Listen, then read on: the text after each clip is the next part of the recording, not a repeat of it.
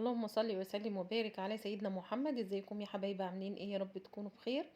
النهارده كده هنعمل وجبه حلوه كده اهوت، اهي باينه كده الجواب باين من عنوانه. هنبدا بس في المقادير وفي الحاجه بتاعتنا. معايا هنا وراك فراخ. طبعا بشتريها كده وراك، وبعد كده بخلي الجزار بيقطعها بيخليها. يعني انا مش بخليها بصراحه، مش بعرف ان انا اخليها.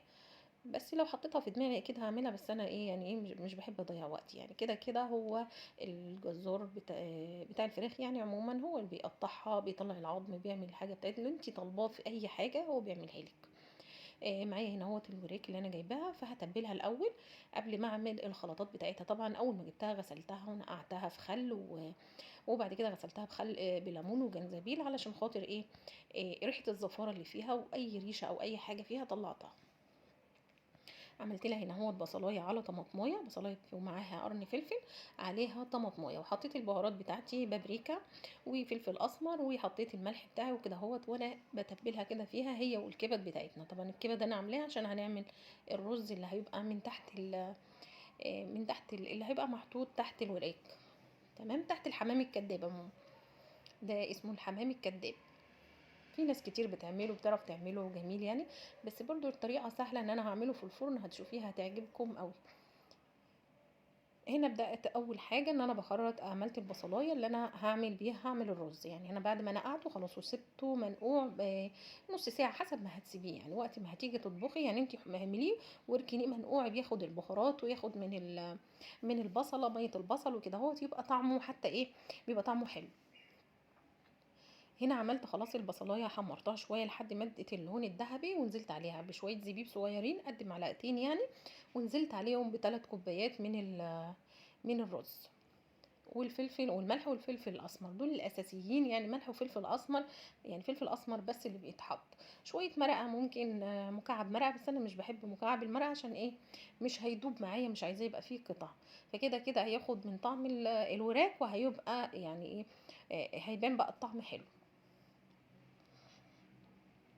اللي انا حطيتها دي معلقه بصل، مش متحمره، يعني بصل ني، بيدي طعم حلو للحشو الفراخ، كاننا عاملين حشو فراخ كده اهوت. الفراخ البلدي لما بنحشيها بالرز والبصل ني زي ما هو ني في ني، بتطلع طعمها جميل.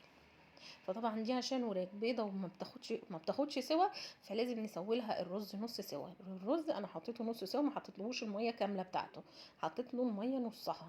يعني لو هم 3 كوبايات حطيت كوبايتين من الرز من الميه بس. وبعد كده هو بيتشرب حتى ايه، يعني دوبك بغطيه حبه بسيط كده، يا دوبك يتشرب، بعد كده بطلعه يكمل تسويته مع الوراك. تمام. هنا انا بحط البصلايه اللي انا حطيتها دي اختياري، ممكن تحطيها وممكن ما تحطهاش، بس انا حطاها يعني ايه، يبقى في بصل كده، بطاطس كده جنب الوراك، لكن هي مش هتتلسع، مش هتعمل، لان الفراخ بتنزل ميه، ومش هتديها فرصه طبعا ان هي تتلسع معاكي. معايا هنا الوراك بفردها بقى شويه كده اهوت، اللحمه ما بلاقيه مكبس كده في الورك، فببدا ان انا افرده يدي معايا مساحه ان انا اعرف اقفله كويس. بقفله بقى كده اهوت بالخله كده اهوت، اللي هي الخله الخشب او العيدان الخشب بتاعه المطبخ، بقفلها بيه ما بتفتحش تاني خلاص، عشان ولا نلفها في ورق زبده ولا نعمل، فاحنا عايزين نحطها في الفرن على طول. انا كنت بصراحه بعملها الاول كده، بلفها في ورق زبده وبعدين ورق الومنيوم، ورق فويل يعني، واحطها في الميه تغلي، اسلقها يعني بيهم، وبعدين اطلعها ادخلها الفرن تتحمر. فلقيت الوضع بالشكل ده كده اسهل بكتير، وان انا بدخلها الفرن تستوي وتكمل سواها على طول. خلاص كده بنقفلها. بصي المنظر، احنا بنحط بس الرز، نزق كده شويه في الدبوس من جوه، وبعد كده بنقفل عليه بالجلد. اهم حاجه الجلد بتاعها يكون فيها، عشان نعرف، هو اللي بنعرف نقفل منه.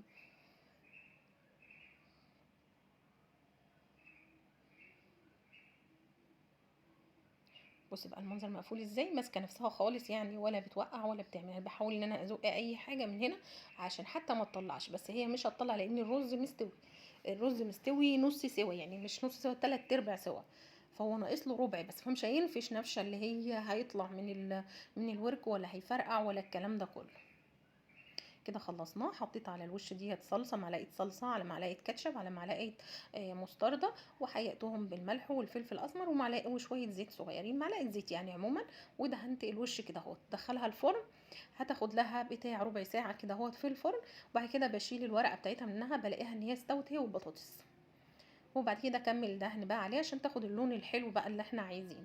بفتح عليها بقى الشوايه يا دوبك 5 دقايق وبعد كده بطلعها. هنا معايا القناصه، الكبده والقناصه، بشوحهم بقى في سمنه، معلقه سمنه زيت على معلقه زبده كده اهوت، وبشوحهم بقى شويه. دول اللي هيبقوا على الرز، التزيين بتاع الرز.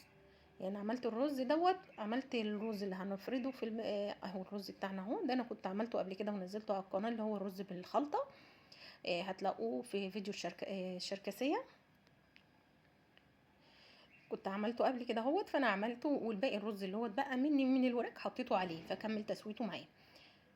وهنا الكبده بقى بشوحها كده زي ما هي بالخلطه. التتبيله اللي انا حطيتها عليها تنزل بيها كده اهو، تاخد اللون كده اهوت وتستوي، اللون بتدي طعم حلو كده، وشويه ليمون عليها.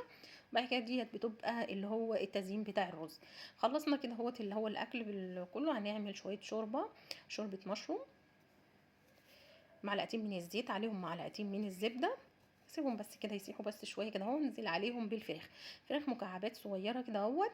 هشوحها شويه وبعد كده هنزل عليها بالبصل والثوم بتاعنا.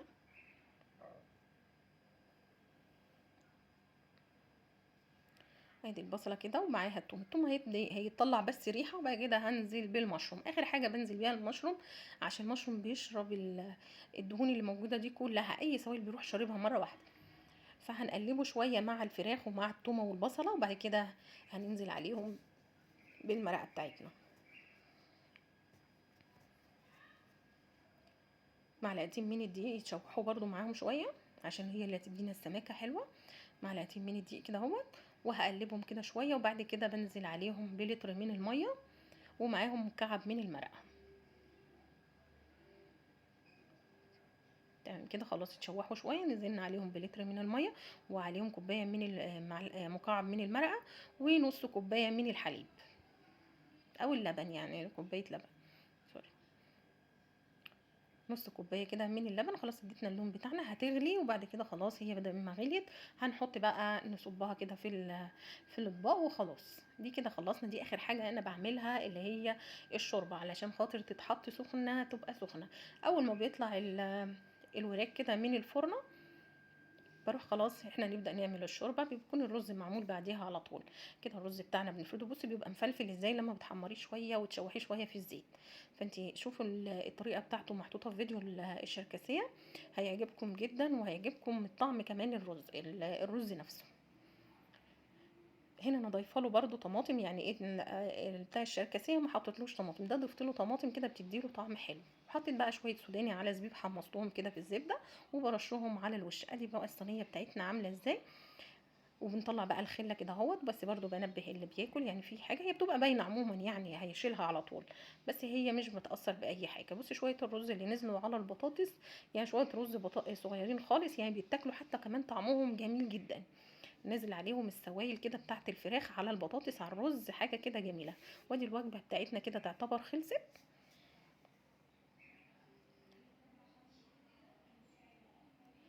معانا بقى عملت معاها سلطه الكولسلو، وعملت معاها سلطه التوميه.